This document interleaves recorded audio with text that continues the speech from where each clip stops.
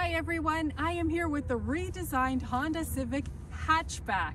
Now hatchbacks are not as popular as many people would like. There aren't many options, but this is a really good one. And this is redesigned for 2022. It's about just over an inch longer than the last version, but it's really, really large on the outside. The styling has been redone. So when you look at it at the front end, you'll notice things like a honeycomb grille. There aren't those big air vents that we saw in the last generation. This is more refined, it's more sophisticated than the last version. Now the model I'm driving here is the Sport Touring top trim. So it gets bigger wheels, they're nice 18-inch wheels. The roof and the design of this is very European inspired. If you come down here, you'll notice the sweeping roof line, a little window here, which is great because it actually gives you better visibility when you're in the driver's seat. If you come around the back, you have these nice dual exhaust tips and a really nice exterior design, very European styled. Inside, the cargo space is pretty large. There's 700 liters of space. That's more like a small SUV. And this privacy shade is nice. It can keep things out of the eyes of curious people. Now, space is also a big thing, even in the rear seats. It's not too bad, but you do have to be careful you don't hit your head on the sloping roof line. When you get inside, there's decent leg room and headroom. I'm about 5'6", and I still have some space. I even have USB ports right here that help if I want to charge my phone. Now in the front seat, it's incredible. You'll notice it's very sophisticated. It doesn't look cheap at all. When I start it up, it looks quite impressive. It has this big touch screen in the center, and you can do a number of things on it. You can access it just by swiping across, which I'll show you as soon as we're ready. It's very simple to do. You can also access interesting things like this trip commuter. Check this out. I've been driving over 338 kilometers.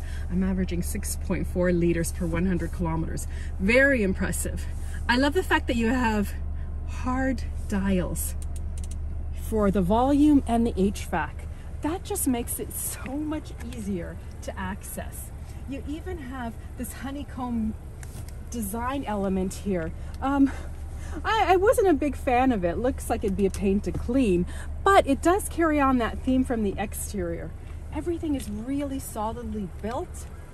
I love the fact you have these USB ports within arm's reach. It's easy to access. In my Civic, I actually have to go underneath and find it blindly.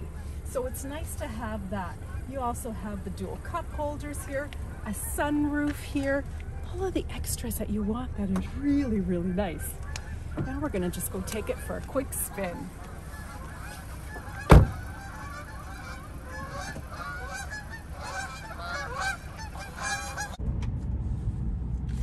Now this is really nice. It has a digital dashboard display, and there's a little car in the center, which is my vehicle. So when I turn the signal light on or the brake on, you can see it light up, which is kind of neat. And when you're on the highway, you can actually see other vehicles that are coming in that little display. There's lots of safety features, blind spot monitoring systems, systems to keep you centered in the lane while you're driving. All of that is standard.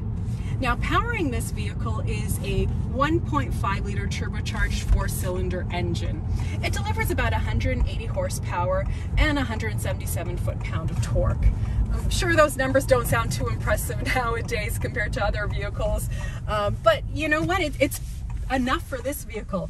It gives it a really sporty feeling. It is fun to drive, especially with a manual transmission. You hardly have vehicles nowadays with manuals, and it is so nice. The shifts are smooth, they're easy to do. It's a very agile vehicle. It drives really well. It feels like an Accord. But you do have a little bit of wind noise and engine noise in the cabin. It's nothing that's too distracting though. It's still easy to have a conversation with someone beside you. Now, on the downside, it is a little bit expensive. The starting price on this Civic is about $28,000 for the hatchback. The vehicle I'm driving, of course, is the top trim. This is a sport touring, so it starts around $35,000 and tops in around just over $37,000 with a few options like, you know, the red paint, which costs $300. So it is a bit more pricey than some of the competitors out there, but this is really a nice package. It is fuel efficient, it is attractive, and it is fun to drive. It also just won North American Car of the Year, and it's no surprise. This is going to be a bestseller. Thanks for watching Moto Ragazza. Please comment, like, and subscribe to my channel. Ciao, ciao.